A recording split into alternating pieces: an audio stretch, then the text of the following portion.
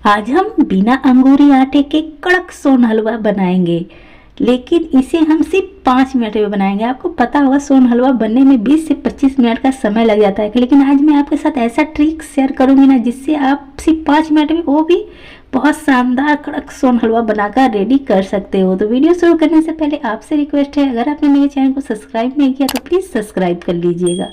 सबसे पहले हमें ले लेना है एक बाउल, उसमें ले लेना है हमें चम्मच से काउंट कर कर 5 चम्मच मैदा।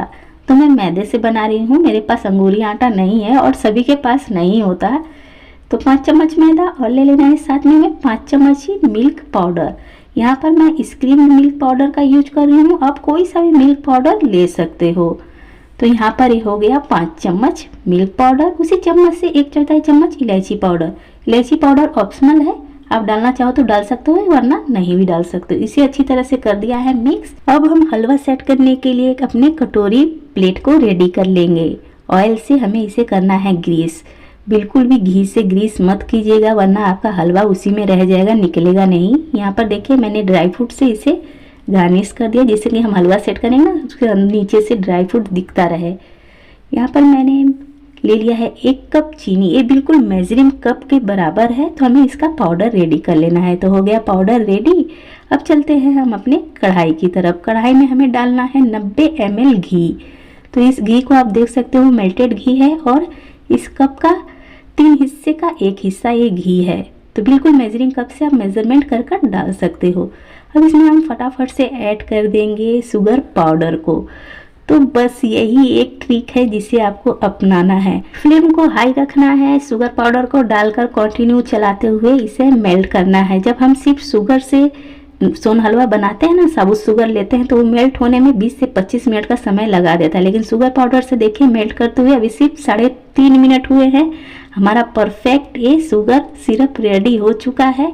अभी मैंने फ्लेम को ऑफ कर कर सारा मिक्सचर डाल दिया, मतलब मैदे और दूध वाला। अब इसे हम कंटिन्यू 2 मिनट तक अच्छी तरह से मिक्स करेंगे, जिससे कि इसमें अच्छी तरह से भुन भी जाएगा और जमने के लिए रेडी हो जाएगा। तो फ्लेम को हमें ऑफ ही रखना है। अब फ्लेम की आवश्यकता हमें नहीं है क्योंकि ये इतना गर्म ही होता है।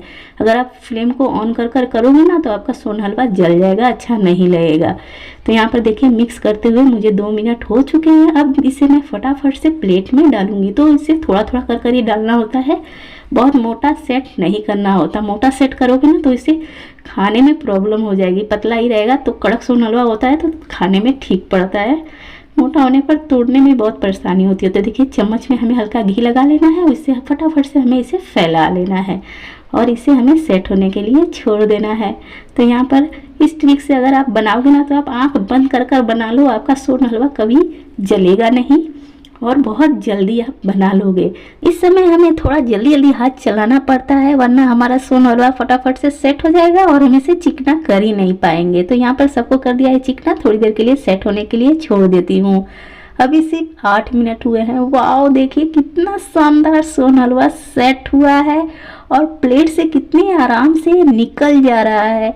बहुत ही बेहतरीन सा सेट होकर हो गया है रेडी। मैं इसे फटाफट से प्लेट में निकाल देती हूँ। और यहाँ पर देखिए कटोरी वाला भी बहुत ही आसानी से निकल चुका है। तो इसे मैं बिल्कुल भी नहीं तोड़ने वाली, मैं आपको तोड़ कर दिखलाती हूँ। देखिए इसे मैंने कटोरी में डाला है, तुरंत ही सेट हो गया, मुझे चिकना करने का मौका ही नहीं मिला।